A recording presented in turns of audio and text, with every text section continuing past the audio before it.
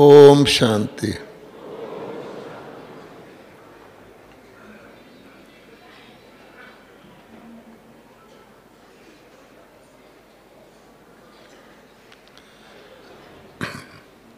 प्यारे बाप दादा ने हमको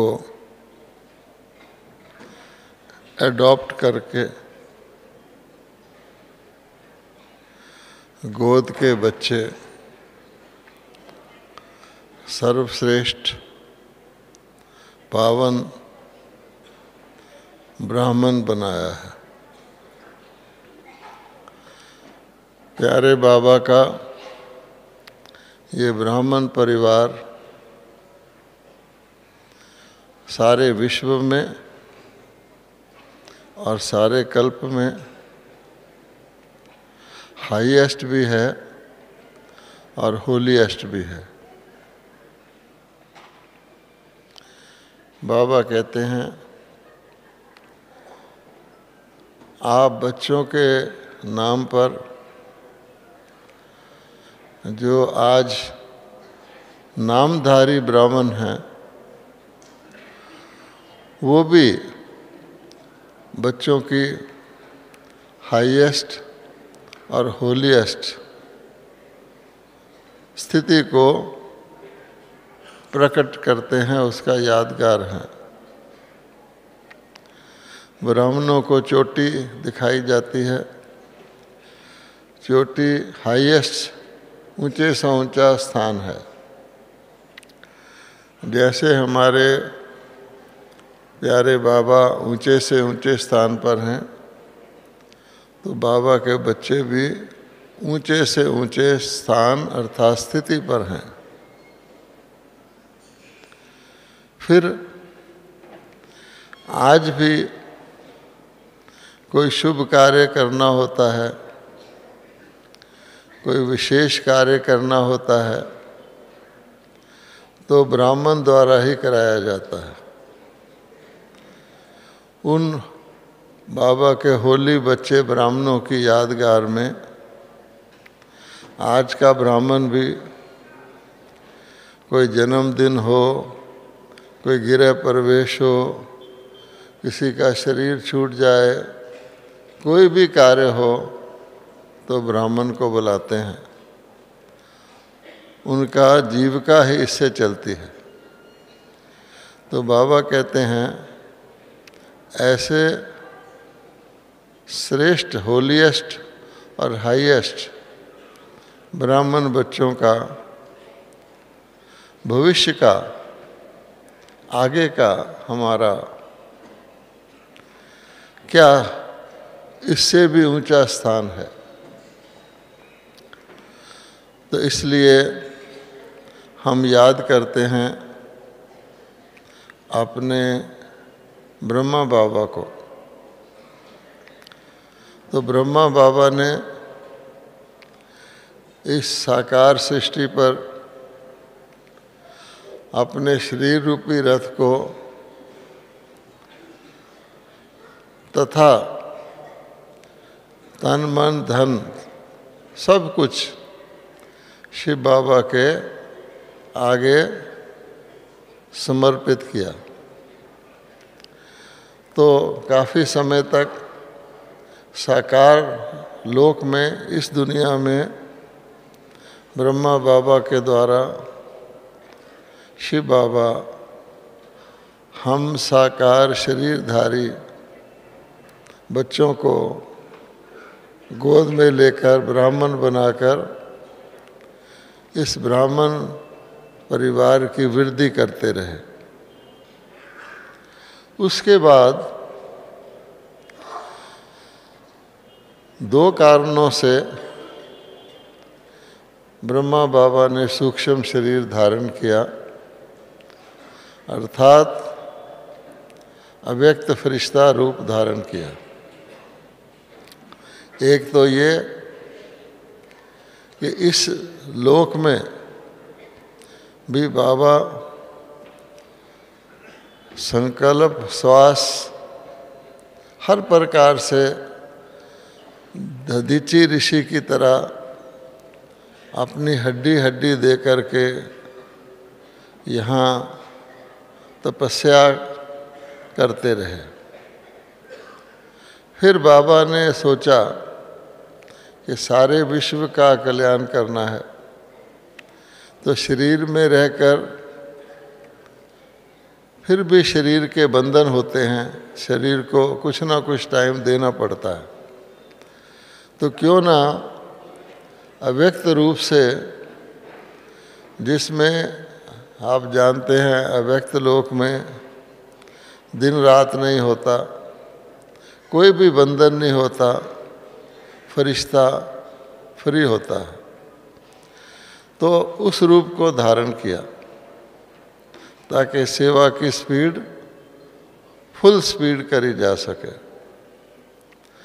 दूसरा कारण हम सब जानते हैं कि बाबा कहते हैं कि मेरे बच्चों ने मेरी राजगद्दी को भी फॉलो करना है।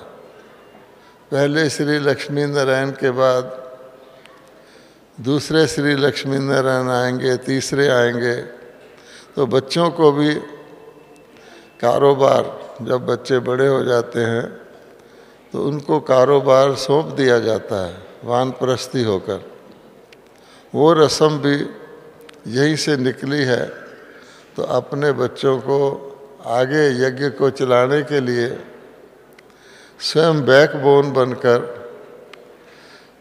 स्वयं करावनहार बन के बच्चों को निमित्त बनाया। अब जो फरिश्ता बनने की बात है, तो अगर आप ब्रह्मा बाबा के अंतिम बोल सामने लाएं, स्मृति में लाएं कि जब ब्रह्मा बाबा साकार से अव्यक्त हुए, उन्होंने 18 जनवरी 1969 में अपना फरिश्ता रूप धारण किया। उसके बाद जब बाबा आए दूसरे तन में, तो बाबा ने हम बच्चों को लास्ट बोल क्या उच्चारे, क्योंकि फरिश्ता बनने का लास्ट पुरुषार्थ, अर्थात ब्रह्मा बाबा जब लास्ट में फरिश्ता बने, साकार से अव्यक्त रूप धारण किया, उस समय उन्होंने जो हमारे लिए बोल उच्चारे कि बच्चे ये शब्द याद रखना, ये फरिश्ता बनने का मंत्र है। हम सब जानते हैं कि बाबा ने क्या बोल उच्चारे थे। निराकारी, निर्विकारी और निरअहंकारी, अर्थात 3 लोक हैं।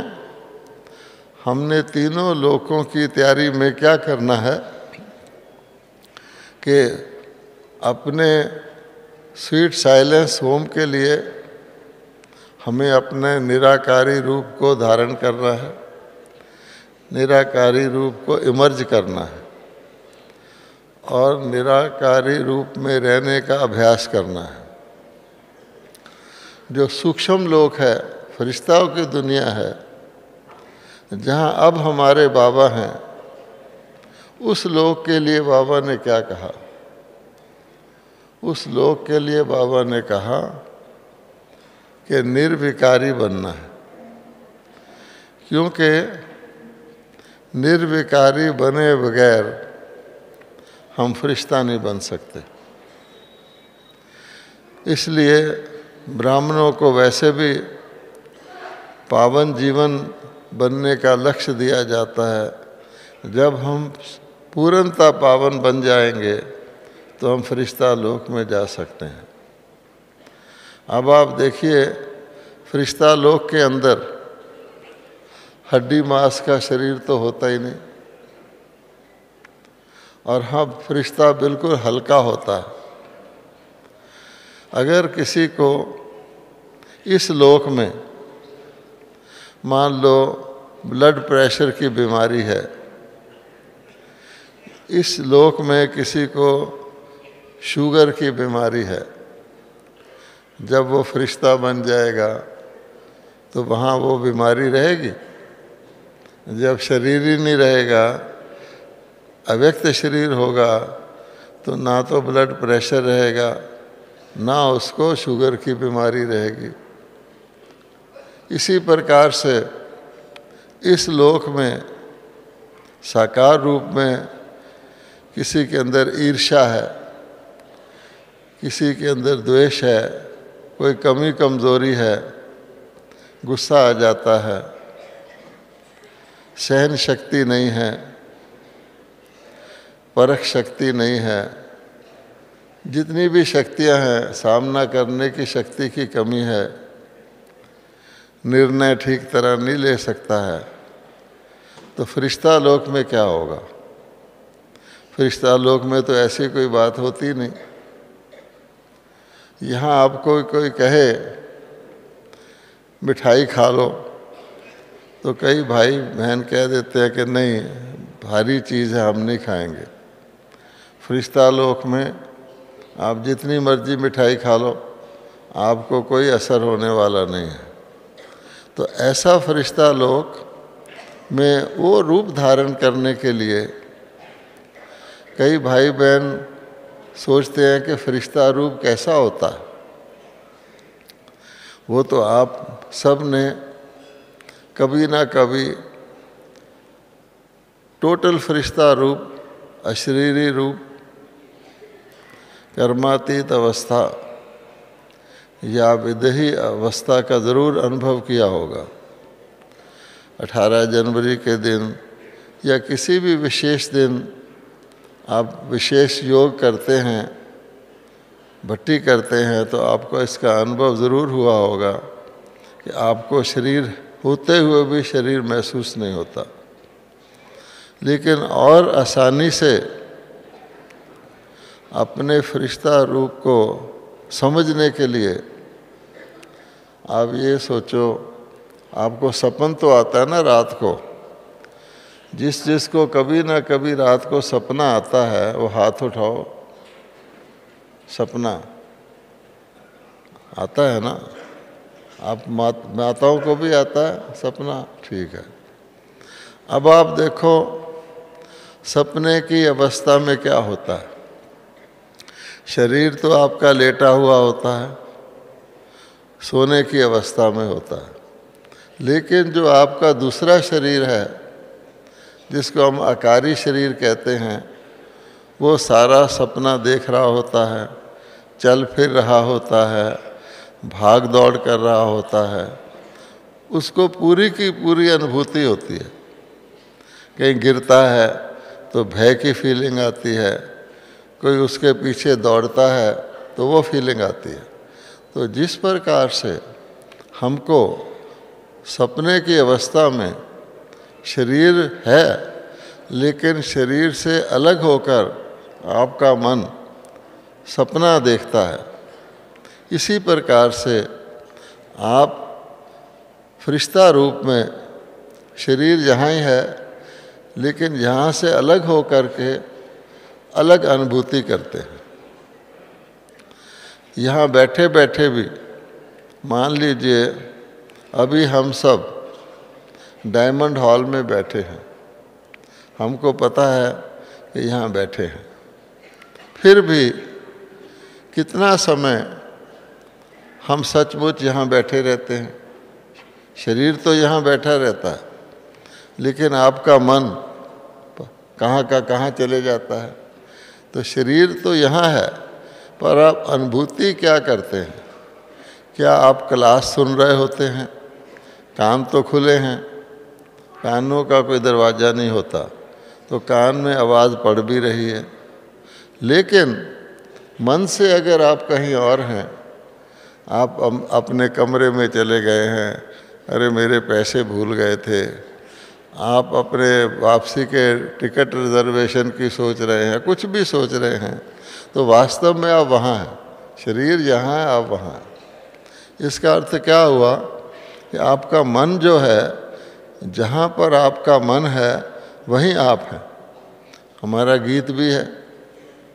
तो इसलिए फरिश्ता रूप में हमको जो बाबा ने कहा है कि निर्विकारी अवस्था में ही हम फरिश्ता बन सकते हैं। अगर कभी भी हमें यहाँ पर इस शरीर में फरिश्ता की अनुभूति करनी हो तो हमें काम, क्रोध, लोभ, मोह, अहंकार और इनके बाल बच्चे, जिसको ईर्ष्या, द्वेष इत्यादि इत्यादि कहा जाता है, किसी प्रकार की अट्रैक्शन, किसी प्रकार की आसक्ति, किसी प्रकार का बोझ होगा तो हम फरिश्ता नहीं बन सकते। अब मोटी और आसान बात यह है, इस वक्त आप अच्छी तरह बैठे हैं, हल्के फुल्के बैठे हैं, आपको कहें हाथ उठाओ तो आप हाथ उठा देते हैं, आपको प्रेम संजी कहें खड़े हो जाओ, एक्सरसाइज करो तो आप उठ जाते हैं। ठीक है, आप चल के यहाँ आए हैं। कोई कह दे डायमंड हॉल में बहुत बड़े सांप आ गए हैं 3, तो आप भाग भी जाएंगे आसानी से। तो ये कौन आपको चलाता है? यही आत्मा जब शरीर से निकल जाती है, शरीर तो यही है, शरीर का वजन आप तोलते हैं तो यही है, लेकिन जब आत्मा शरीर से निकल जाती है तो क्या होता है? वो जो बॉडी रह जाती है वो कितनी भारी हो जाती है। उसको उठाने के लिए, अभी तो आप खुद ही उठ जाते हैं, उसको उठाने के लिए 4 व्यक्ति चाहिए।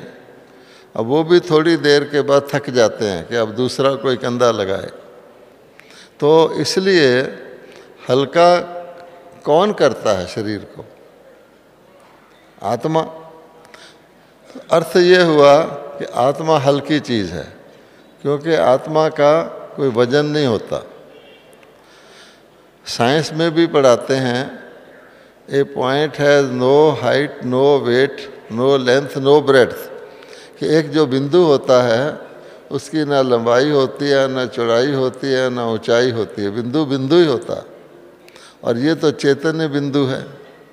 तो चैतन्य बिंदु जैसे बिजली की शक्ति है, स्विच ऑन करो पंखा चल पड़ता है, जब आत्मा इसके अंदर है तो हल्का रहता है। इसका मतलब यह हुआ कि आत्मा हल्की चीज़ है।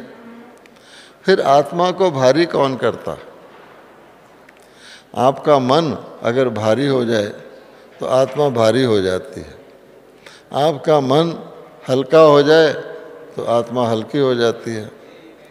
तो बाबा ने 2 शब्द बताए हुए हैं, उमंग और उत्साह। जब मन के अंदर उमंग और उत्साह है तो आत्मा हल्की है, शरीर को भी हल्का रखेगी। और दूसरे 2 शब्द बताए हुए हैं, आलस्य और अलबेलापन। आलस्य और अलबेलापन आएगा, मन भारी हो जाएगा तो शरीर भी भारी हो जाएगा।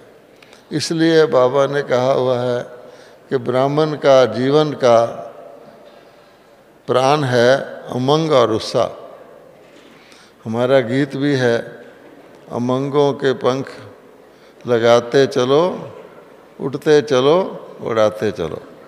तो इसलिए ये जो बाबा ने अपना अंतिम अनुभव बताया हुआ है, ब्रह्मा बाबा ने फरिश्ता बनने से पहले, तो ये कहा हुआ है कि आकारी दुनिया में जाना है, फरिश्ता बनना है तो निर्विकारी बनना पड़ेगा। निर्विकारी, विकार ही बोझ हैं। अब किसी को क्रोध आ जाए और वो कहे मैं फरिश्ता बन जाऊंगा, नहीं बन सकता, भूत बन सकता है, क्योंकि क्रोध एक भूत है। फरिश्ते और भूत में क्या फ़र्क होता है कि फरिश्ता फ्री होता है, अब वो कहीं टिकता नहीं है और सदा सुख देता है। और जो भूत होता है वो भी पावरफुल होता है, लेकिन वो दुख देता है। अब किसी के अंदर क्रोध आता है तो क्रोध परमिशन लेके नहीं आता कि मे आई कम इन सर, मैं अंदर आ जाऊं, नहीं, बिना परमिशन के आता है, तंग करता है। फिर आप क्रोध को कहो बाहर चले जाओ तो भूत बाहर नहीं जाता, भूत को पीट कर, मार कर, मिर्ची सुंघा कर भगाया जाता है। तो इसलिए ये फर्क है। तो बाबा कहते हैं अगर भूत होगा तो फरिश्ता नहीं हो सकते।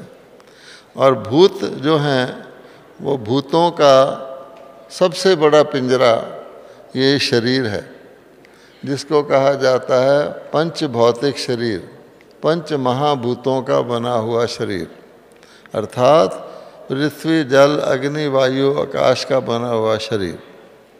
इस शरीर के पिंजरे में जब आत्मा कैद है और अपने आप को शरीर मानती है तो उसके फरिश्ते बनने का प्रश्न ही नहीं उठता।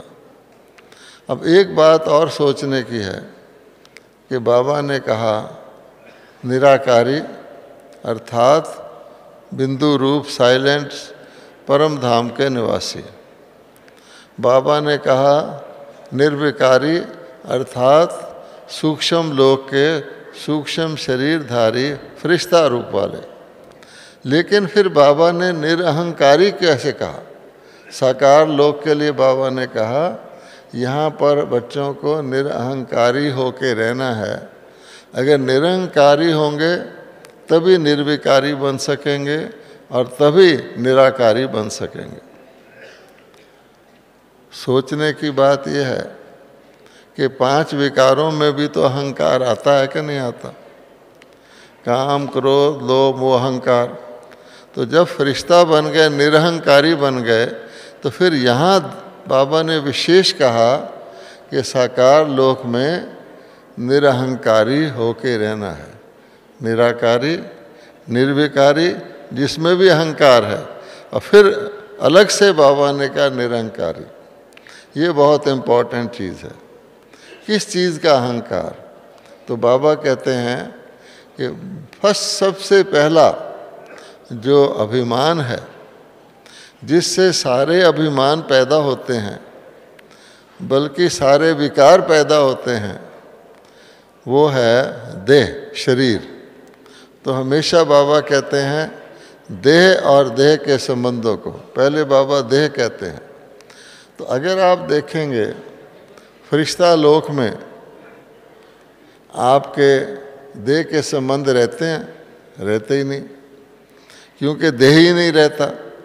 तब आप फरिश्ते का कोई रिश्तेदार नहीं होते, क्योंकि फरिश्ते का परिभाषा क्या देते हैं हम?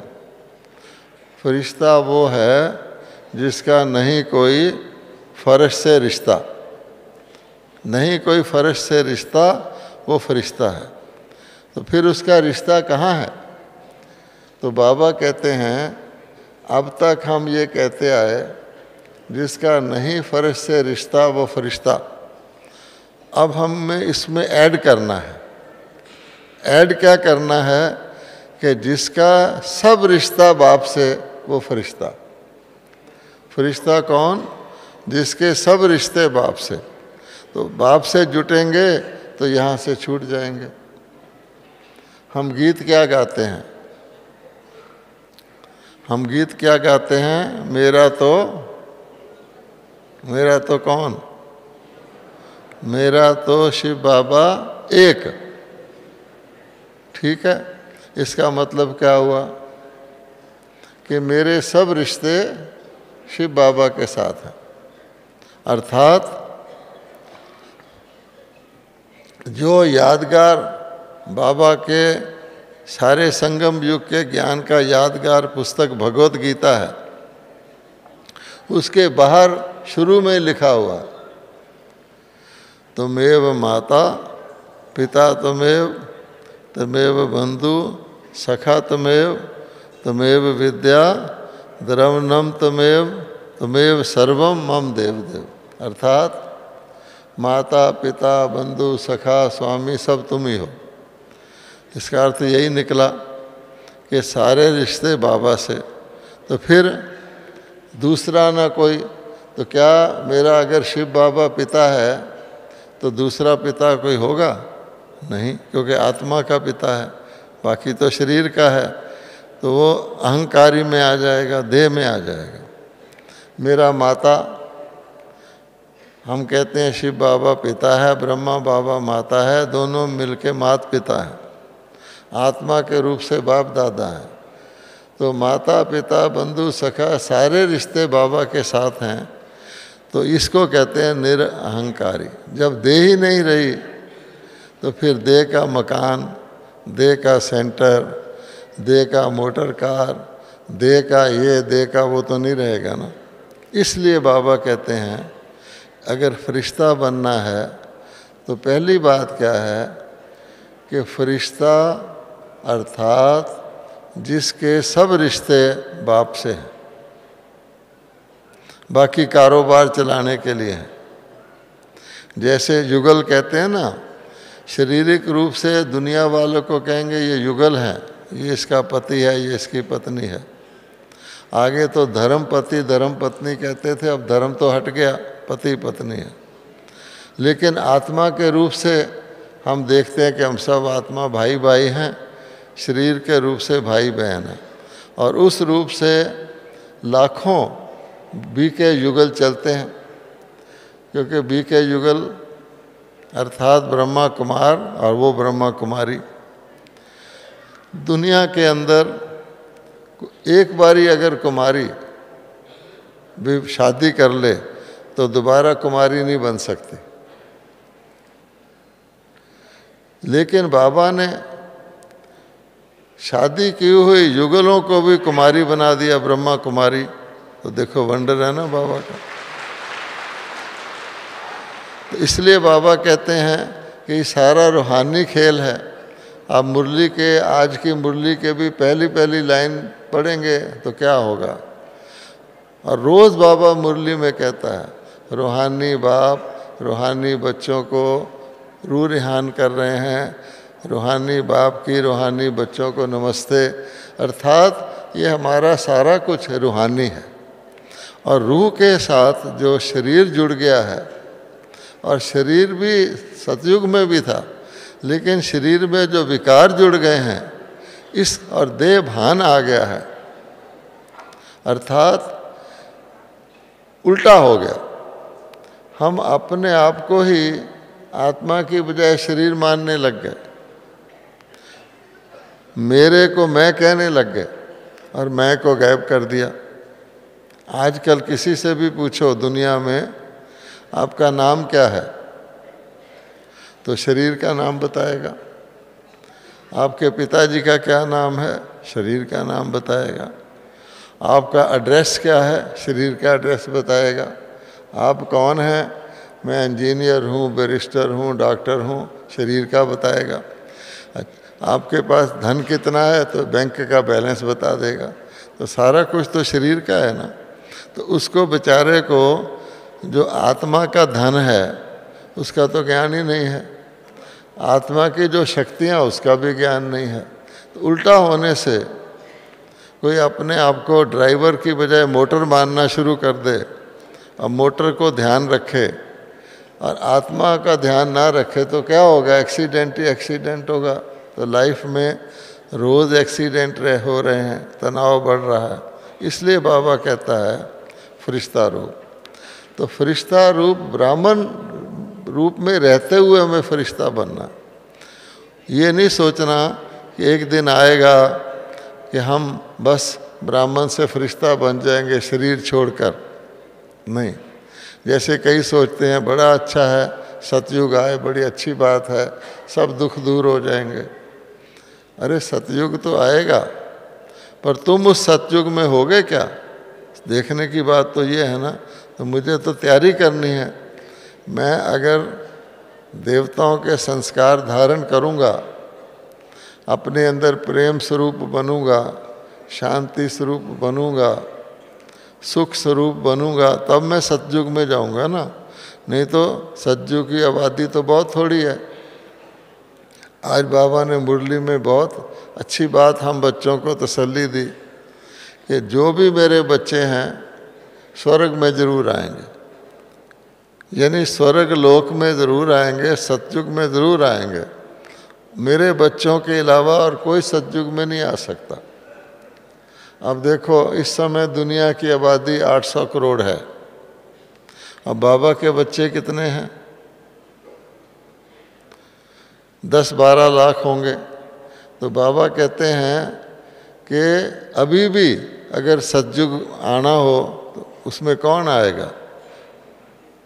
वो 800 करोड़ तो नहीं आएंगे, बाबा के बच्चे ही आएंगे। तो राजधानी में स्वर्ग में आ गए, चाहे पद छोटा हुआ या बड़ा हुआ दूसरी बात है, आ तो गए ना, इसलिए हमको ये भी नशा है। तो बाबा कहते हैं थोड़ी सी मेहनत करके हम अपना पद ऊंचा कर सकते हैं, और उसके लिए क्या है? ब्राह्मण रूप में ही फरिश्ता रूप बन के चलना है। अब ब्राह्मण तो हम हैं, फरिश्ता ऐड कैसे करें? तो हमने आपको बताया फरिश्ता हल्का होता है, और हम आत्मा हल्की है, और आत्मा अगर मन को हल्का रखे, मन के ऊपर कोई बोझ ना डाले तो फरिश्ता है। आपने मोटे रूप से देखना हो, पहले तो आपने देखा कि शरीर में आत्मा है तो शरीर हल्का होकर चलता है, आत्मा निकल जाए शरीर खड़ा ही हो जाता है और कितना भारी हो जाता है। अगर हम आत्मा शरीर में रहते हुए सिर्फ इतना ही अटेंशन रखें कि हमने डबल लाइट रहना है, फरिश्ता मैंने डबल लाइट, डबल लाइट मैंने एक तो लाइट मैंने हल्का होता है और एक लाइट मैंने प्रकाश होता है। तो आत्मा तो है ही प्रकाश स्वरूप, तो आत्मा शरीर में रहते हुए हल्की रहे, ये है फरिश्ता। तो उसके लिए बाबा कहते हैं एक तो ये है कि मेरे सारे रिश्ते बाबा से, बाकी निभाने के लिए इस दुनिया में रहते हैं। ब्रह्मा बाबा इस यहाँ दुनिया में रहते हुए ही फरिश्ता थे। अगर आज की डेट में देखना हो, इसी शांतिवन में देखना हो, तो दादी जानकी फरिश्ता। अभी दादी जानकी आएंगी, वो भी तो शरीर में है, हल्की रहती हैं, इसीलिए इतनी बड़ी आयु में चल फिर रही हैं, घूम रही हैं, प्लेन में जा रही हैं, एक्टिव हैं, कितने लोगों को फरिश्ता बना रही हैं। तो हमें सिर्फ फरिश्ता बनना ही नहीं है, बल्कि दूसरों को भी फरिश्ता बनाने की प्रेरणा करनी है। अब बाबा कहते हैं कि फरिश्ते के अंदर शूद्र के कोई संस्कार नहीं हो सकते, क्योंकि शूद्र मैंने अछूत, जिसको हम छू भी नहीं सकते। अगर ब्राह्मण ने फरिश्ता रूप धारण करना है तो पहली बात उसका खान पान ब्राह्मणों जैसा होना चाहिए। और आप जानते हैं कि ब्राह्मणों के भोजन को देवता भी तरसते हैं, ब्रह्मा भोजन को देवता भी तरसते हैं। और ब्रह्मा भोजन आप रोज़ अपने घर में भी जो भोजन करते हैं उसको आप ब्रह्मा भोजन बना सकते हैं। अगर आप जो बाबा ने मर्यादा दी हुई है, एक तो आपका भोजन सात्विक होना चाहिए, उसमें कोई ऐसी चीज़ नहीं होनी चाहिए जो बाबा अलाउ नहीं करते। उसके बाद भोजन को बनाया जाए बाबा की याद में, जैसे प्रसाद बनाते हैं, खाया जाए बाबा की याद में, तो ना केवल वो भोजन होगा बल्कि मन को भी शुद्ध करेगा। जैसा अन्न वैसा मन, अन्न की शुद्धि इम्पोर्टेंट है। तो कई बीकेज हैं, वो क्या करते हैं, बाबा के ज्ञान को ही अपनी मर्जी के अनुसार लगा लेते हैं। वो कहते हैं अरे योग लगाने से हम 63 जन्म के पाप भस्म कर सकते हैं, तो क्या योग लगा के हम बाजार का अन्न नहीं खा सकते? ऐसा उल्टा सोचना अर्थात अपने आप का नुकसान करना, क्योंकि अन्न की शुद्धि इम्पोर्टेंट है। फिर बाबा कहते हैं अन्न 2 प्रकार का होता है। एक अन्न तो शरीर में जाता है फूड के रूप में, भोजन के रूप में, लेकिन भोजन कानों का भी होता है, भोजन आँखों का भी होता है। उसके लिए भी बाबा ने कहा हुआ है see no evil, hear no evil. अगर आपने कानों से ऐसी बातें सुनने का आपको शौक़ है जो बाबा मना करता है, फालतू की बात, व्यर्थ बात, निंदा की बात, चुगली की बात, फालतू क्या हुआ, अच्छा ऐसा हो गया, ऐसा होता है। तो बाबा कहता है फिर आँखों से इस प्राणी दुनिया को देखते हुए भी नहीं देखना। बाबा कहते हैं आपको मैंने तीसरी आँख दी हुई है, अगर हम तीसरी आँख खुली रखेंगे तो ये दो आँखें खुली भी रहेंगी तो कोई असर नहीं होगा। प्राणी दुनिया को देखेंगे लेकिन देखेंगे नहीं। अगर तीसरी आँख बंद कर ली तो फिर प्राणी दुनिया दिखेगी। तो बाबा कहते हैं उसमें देखने में आप सब जानते हैं, नावल पढ़ना, टीवी देखना, सिनेमा देखना, फालतू के क्रिकेट मैच देखना आदि आदि। बाबा कहते हैं सब वेस्ट ऑफ टाइम है। देवता उतना ही देखते हैं जितना देखना अच्छा है, और ना कम देखते हैं ना ज़्यादा देखते हैं। देवता उतना ही सुनते हैं जितना सुनना जरूरी है, ना कम सुनते हैं ना ज़्यादा सुनते हैं। तो वो स्टेज हमको संस्कार धारण करना है। इसलिए दो परहेज बाबा ने बताए हुए हैं फरिश्ता बनने के लिए। एक तो अन्न दोष, एक संग दोष। अब संग दोष में क्या आता है, बाबा यहाँ तक कहता है कि अगर आपने निरंतर बाबा का संग नहीं किया तो भी आप संग दोष से पीड़ित हैं। बाबा के प्यार भरे संग को कहते हैं योग। हम दूसरों को कहते हैं योगी बनो, पवित्र बनो। अब ये योगी बनो अपने लिए भी तो है। अब बाबा कहता है योगी में क्या कुछ आता है। हमारा योग सहज योग है, क्योंकि सहज चीज़ सदा करी जा सकती है। पार्ट टाइम योग नहीं है, हमारा योग सहज योग है। बाबा का योग कर्म योग है। ऐसे नहीं कि आप योगी बन के बैठ जाओ, कर्म करना ही छोड़ दो। कई ऐसे भी होते हैं, चलो यज्ञ में सरेंडर होने की कोशिश करते हैं, इजी लाइफ हो जाएगी, ना मेहनत करनी पड़ेगी, ना नौकरी करनी पड़ेगी, ना बिजनेस करना पड़ेगा, यज्ञ में आ जाओ। बाबा कहता है नहीं, कर्म करते हुए योग में रहना है, नहीं तो आपके पुराने हिसाब किताब कैसे चुकते होंगे। हर एक आत्मा का अपना कर्म भोग है। तो कर्म योग, सहज योग, फिर राजयोग। राजयोग मैंने हम अपनी इंद्रियों को कंट्रोल में करें। अपनी इंद्रियों का राजा बनेंगे तब जाके सतयुग में राजा बनेंगे। अगर हमारी इंद्रियां ही हमारे कंट्रोल में नहीं हैं तो राजा कैसे बनेंगे। जो अपने आप को कंट्रोल नहीं कर सकता वो सारी प्रजा को कैसे चलाएगा। वहाँ पर कोई गुस्सा करना, मारपीट करना तो होता नहीं, विल पावर होती है शुद्ध। इसलिए बाबा कहते हैं इंद्रियों के कंट्रोल का प्रूफ क्या है। क्या मैं हर एक के लिए हर परिस्थिति में शुभ भावना, शुभ कामना रखता हूँ।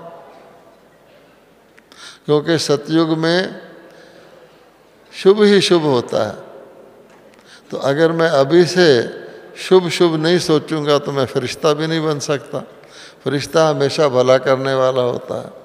तो क्या अगर इंद्रियों का कंट्रोल होगा तो शुभ कामना, शुभ भावना रखेंगे।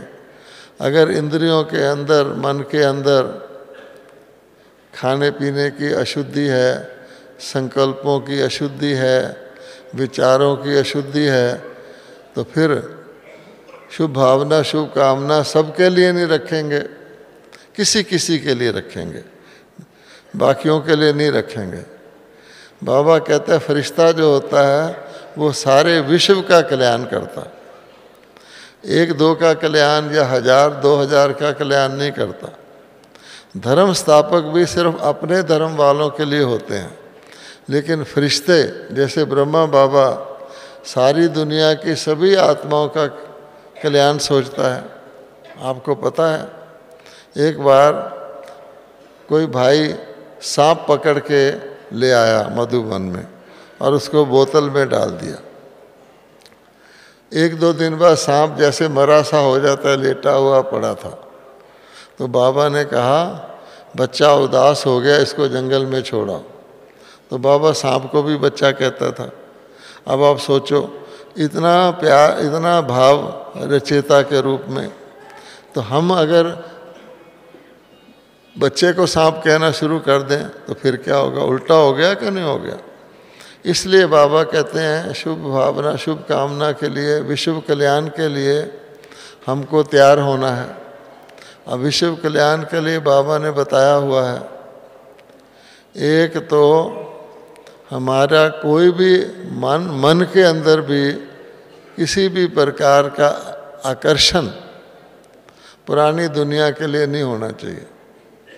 आप सोचो, अपने आप को टेस्ट करो कि पुरानी दुनिया की कोई भी चीज़ मुझे आकर्षित करती है या नहीं करती।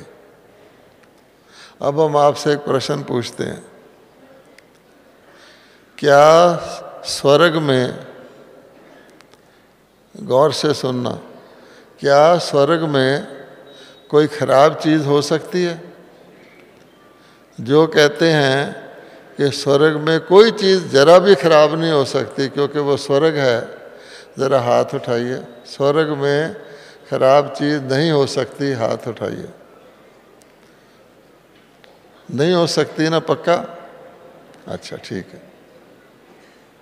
अपने उत्तर को ध्यान में रखना। स्वर्ग में कोई खराब चीज़ नहीं हो सकती, हम सब मानते हैं। अब इसका दूसरा भाग है, क्या नरक में कोई अच्छी चीज़ हो सकती है?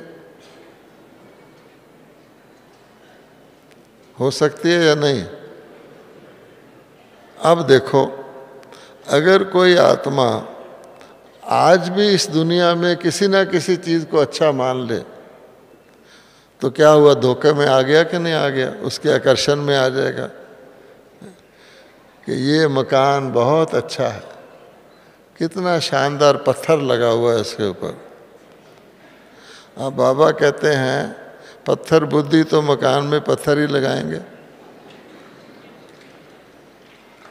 कितना भी अच्छा पत्थर हो।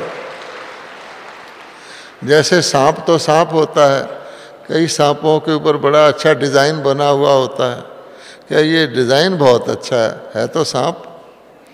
इसी प्रकार से बाबा कहते हैं जो हीरा बुद्धि है वो तो अपने महलों के बाहर हीरा लगाएंगे, और जो पत्थर बुद्धि हैं वो पत्थर लगाएंगे। तो क्या सचमुच हम कह सकते हैं कलयुग का कोई भी मकान अच्छा है? हमको लोग आके सुनाते हैं दुबई में एक बहुत बड़ा ऊंचा टावर है, सतयुग में इतने ऊंची मंजिल के मकान होते ही नहीं, डबल स्टोरी भी नहीं होता, ज़रूरत ही नहीं है। तो इसलिए अगर हम ये अपने आप को टेस्ट करें कि पुरानी दुनिया में कोई अच्छी चीज़ हो ही नहीं सकती, तो फिर मेरी अट्रैक्शन इसमें क्यों? इससे तो मुझे वैराग होना चाहिए, इससे तो मुझे घृणा होनी चाहिए वास्तव में। आप सोचो, कोई कब्रिस्तान में मुर्दों की दुनिया में कब्रिस्तान में चला जाए और वहाँ मुर्दे चल फिर रहे हों, कोई मुर्दा आए और कहे मेरे से बाकी पहन लो, आप पहनोगे? नहीं। अब बाबा कहे तो मृत्यु लोक है, इसका नाम ही कब्रिस्तान है, कभी भी किसी की मृत्यु हो सकती है, जहाँ तो शांति सुख हो ही नहीं सकता, हर वक्त डर है मेरा शरीर ना छूट जाए। और बॉडी कॉन्शियस के लिए तो मृत्यु ही परलय है, हमको तो पता है कि शरीर छूटने से कोई फर्क नहीं पड़ता। इसलिए कोई कहे ये सेब बहुत अच्छा है, इस सेब तो अच्छी चीज़ है ना, चाहे कलयुग में हो या सतयुग में हो, सेब में क्या नुक्स है आप बताओ? कोई कहे सुबह मैं सैर करने जाता हूँ, क्लास मिस करके भी जाता हूँ, क्योंकि बाबा ने कहा हुआ है ना संगम युग का शरीर बड़ा वैल्यूएबल है, उसका भी उल्टा अर्थ ले लेते हैं। संगम युग का शरीर बड़ा वैल्यूएबल है, योग का टाइम मिस करके सैर करो, ये शरीर छूट गया तो संगम ही खत्म हो जाएगा। वाह! बाबा कहता है क्या लक्ष्मी नारायण सैर करते थे हेल्थ बनाने के लिए? सोचने की बात है। क्या श्री लक्ष्मी नारायण एक्सरसाइज करते थे? तो इसलिए यहाँ का सेब भी किस तत्वों का बना हुआ? सतो प्रधान तत्वों का बना हुआ है या तमो प्रधान तत्वों का बना हुआ? दूसरी बात, दुनिया वाले कहते हैं Apple a day keeps doctor away, कि कि सेब खाने से हेल्थ बनता है। आप क्या सोचते हैं कि हमारे आयु का, हमारे स्वास्थ्य का आधार सेब है या हमारे कर्म है? क्या ख्याल है? एक आधे मिनट का योग आप 100 सेब के बराबर है।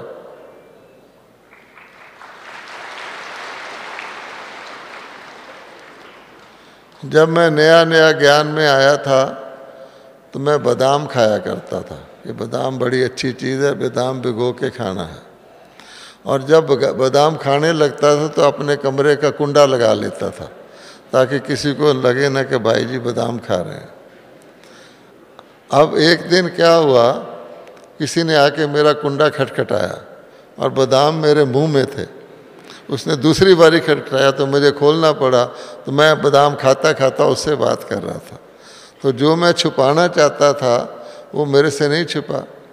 उस दिन मैंने सोचा कि भाई इन बादामों में कितनी की ताकत है, और अगर मेरा शरीर ठीक नहीं है, मेरा लीवर ठीक नहीं है, तो बादाम तो मुझे नुकसान भी कर सकते हैं। इन बादामों की शक्ति और योग की 1 सेकंड की शक्ति कितनी पावरफुल है, इसमें क्या रखा है, छोड़ो। बाबा कहता है भील लोग खाली सूखी रोटी पे मिर्ची लगा के खाते हैं, वो भी स्वस्थ होते हैं। तो हमारे स्वास्थ्य का आधार, बाबा ने कहा हुआ योग बल से तुम्हारी आयु बढ़ती है, योग बल से तुम्हारी हेल्थ बनती है, योग बल से तुम्हारे विक्रम विनाश होते हैं। तो मैं योगी हूँ या भोगी हूँ? तो मैंने सोचा ये फालतू चीज़ है। इसी प्रकार से आप गौर से देखोगे तो हमारे पास योग की दवाई है, जिससे आपका एक जन्म नहीं बल्कि आपका 21 पीढ़ी तक आपका हेल्थ रहता है। कितनी अच्छी बात है। जब मैं अज्ञान काल में था, मुझे जोशी ने बताया था कि तुम्हारी आयु जो है 49 ईयर है, 49 ईयर तक तुम जियोगे। अच्छा, अब मेरी आयु 85 है, कैसे हो गई? सोचने की बात है, शरीर की बात ही ले लो। इसलिए हम अलौकिक तरीका छोड़कर लौकिक में आते हैं। अब बाबा कहते हैं फरिश्ता विश्व का कल्याण करता है, तो फरिश्ते की स्मृति कैसी होनी चाहिए?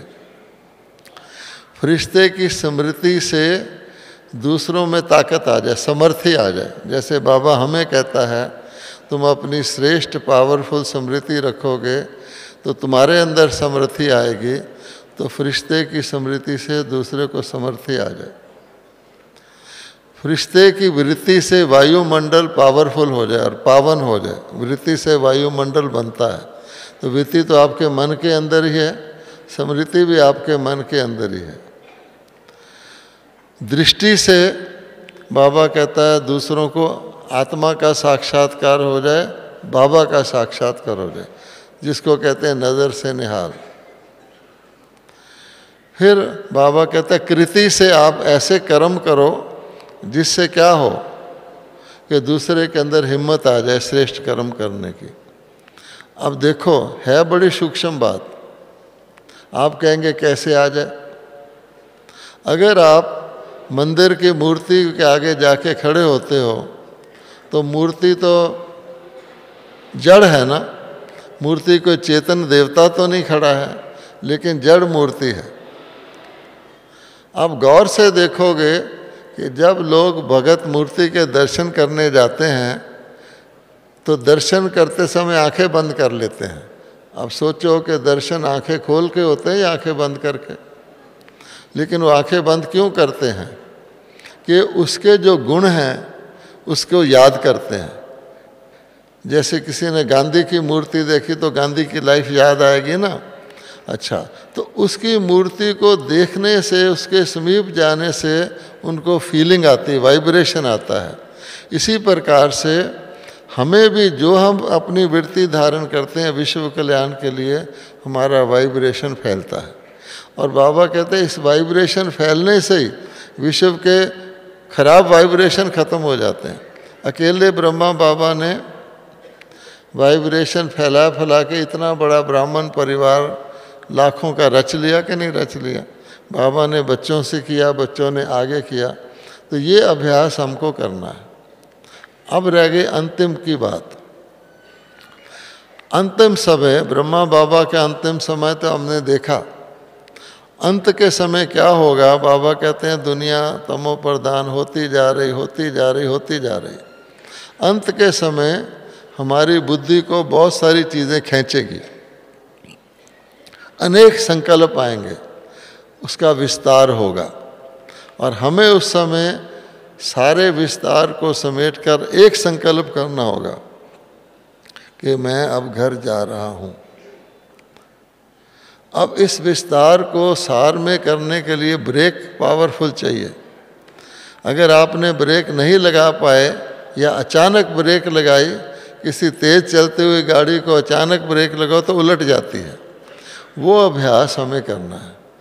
फरिश्ते बनने का अंतिम अभ्यास वास्तव में ये है कि हम पहले से तैयारी रखें कि अंतिम घड़ी में हम सार को समाप्त कर सकें।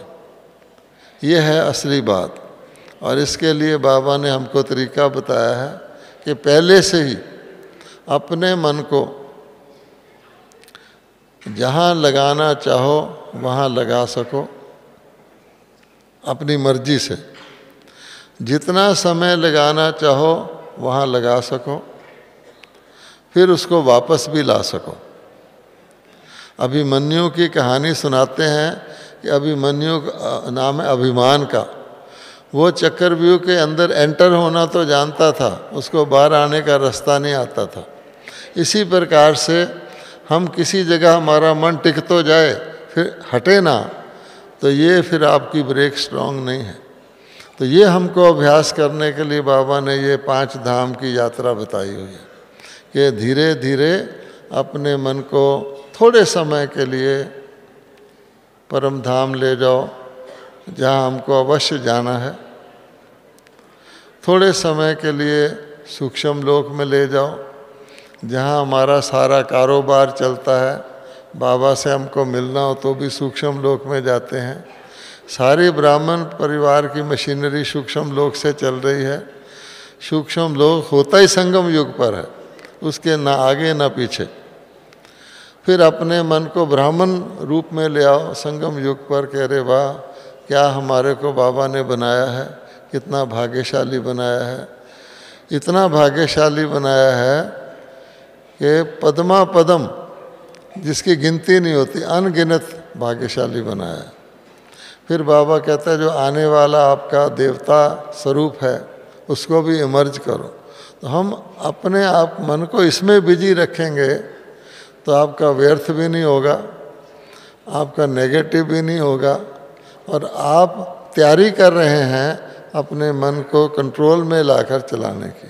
तब आपका ब्रेक लगेगा। ओम शांति।